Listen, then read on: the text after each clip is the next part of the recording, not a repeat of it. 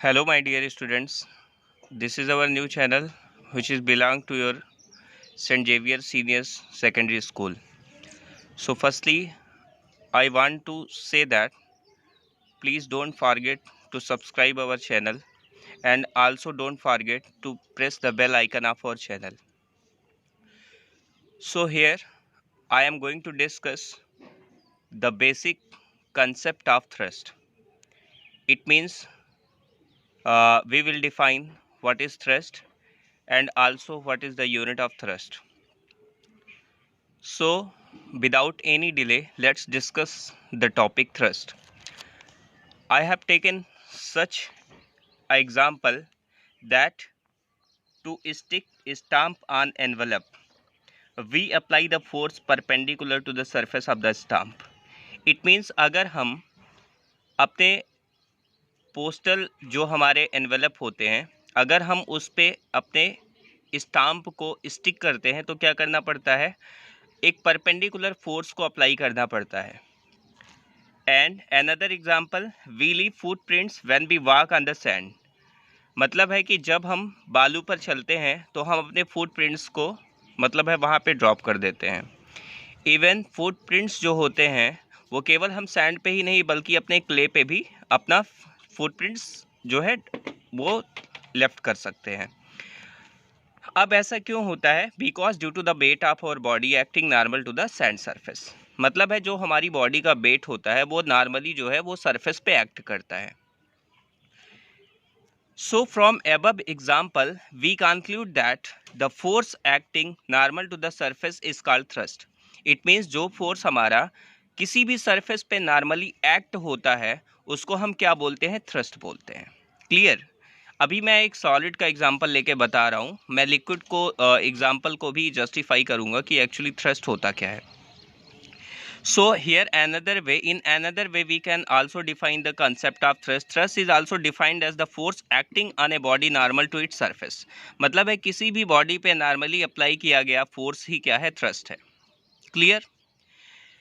And it is very obvious thing that as we know that the unit of force is Newton, that is its SI unit is Newton, and the CGS unit is dyne. So here the unit of thrust is same as that of force. मतलब है कहने का कि जो हमारा unit thrust का है वही हमारा जो है फोर्स का है, या हम ये कह सकते हैं कि जो हमारा फोर्स का होगा वही हमारा थ्रस्ट का होगा. इसका मतलब कि अगर हमारा जो फोर्स का यूनिट है सीजीएस में वो है हमारा डाइन और जो हमारा न्यूटन है वो है एसआई में, तो इस तरह से थ्रस्ट क्या होगा? थ्रस्ट का भी क्या होगा? एक यूनिट होगा जिसको हम कहेंगे कि वो एक्चुअली थ्रस्ट का यूनिट सीजीएस में क्या है? डाइन है, और एसआई यूनिट में क्या है? न्यूटन है. क्लियर? फिर हम बात कर रहे हैं कि थ्रस्ट को हम क्या कर सकते हैं? एक अनदर यूनिट के फॉर्म में भी एक्सप्रेस कर सकते हैं, और उस यूनिट को हम ग्रेविटेशनल यूनिट्स भी कहते हैं, जिसको हम किलोग्राम वाट, kgWt का मतलब होता है किलोग्राम वाट और kgf का मतलब होता है kilogram force. It means we can also express in another units that is called gravitational units.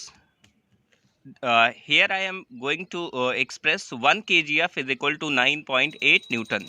It means जो हमारा kgf होता है वो 9.8 न्यूटन का होता है और 1 ग्राम फोर्स होता है हमारा 980 डाइन. मतलब है ये सीजीएस यूनिट है और ये हमारा कैसा यूनिट है?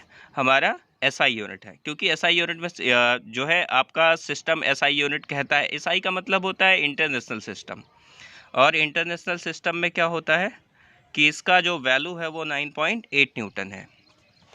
अब हम बात कर रहे हैं कि एक लिक्विड पे थ्रस्ट कैसे लगता है. जैसे हमने क्या किया, एक यहाँ पे कंटेनर लिया, तो कंटेनर में क्या होगा कि वाटर यहाँ पे कुछ लेवल तक हमने फिल करके यहाँ पे कंटेनर में रखा है. अब क्या होगा कि हमने अगर किसी बॉडी को यहाँ पे इमर्ज किया, ध्यान से सुनिएगा मेरी बात, अगर मैंने किसी बॉडी को इमर्ज किया तो इस बॉडी पे इमर्ज करने पे क्या होगा? आपको भी पता है कि इसके साइड में फोर्स लगेगा, है ना? इसके साइड में क्या होगा? फोर्स लगेगा, और इधर से भी इस पे क्या होगा? एक फोर्स लगेगा, है ना? और यहाँ पे भी क्या होगा? एक ऊपर से भी क्या होगा? फोर्स लगेगा, और नीचे से भी क्या होगा? इस पे फोर्स लगेगा. इट मीन्स हम ये कह सकते हैं कि चारों तरफ से इस पे फोर्स लगता है. और ये जो फोर्स लग रहा है, आप देख रहे हैं कि ये अगर हमारा सरफेस है, ठीक, तो इस सरफेस पे नॉर्मली हमारा फोर्स एक्ट कर रहा है, और इस सरफेस पे हमारा इधर भी क्या हो रहा है, नॉर्मली फोर्स एक्ट कर रहा है।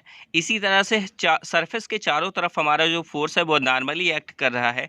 इसी नॉर्मली एक्ट करने वाले फोर्स को हम क्या बोलते हैं, फिजिक्स की लैंग्वेज में इसको थ्रस्ट बोलते हैं। क्लियर? तो थ्रस्ट से आपको परेशान होने की ज़रूरत नहीं है। थ्रस्ट एक जो है स्पेशल टाइप का फोर्स ही है, और फोर्स की definition already you know that the force, ठीक है, क्या है बताइए, F is equal to M A, आपने पढ़ रखा है ना, F is equal to M A. तो फोर्स क्या है, product of mass and acceleration, product of mass and acceleration. M आपको भी मालूम है, एक स्केलर क्वांटिटी होती है, इसका मतलब it having only magnitude, but acceleration is a vector quantity, है ना, acceleration is a vector quantity. तो एक्सीलरेशन अगर वेक्टर है, मास अगर स्केलर है, तो दोनों का मल्टीप्लिकेशन क्या मिलेगा हमको, वेक्टर मिलेगा। फोर्स हमारा एक ऐसा क्वांटिटी है, एक वेक्टर क्वांटिटी है। So that's why we can say that our thrust is also which type of quantity, vector quantity. तो थ्रस्ट हमारी कैसी क्वांटिटी है, वेक्टर क्वांटिटी है। So in our next video I will discuss the concept of pressure, and at last I want to say that please share our video amongst your friends as well as your also your friends. You can also share my videos to your friends. Thank you, students.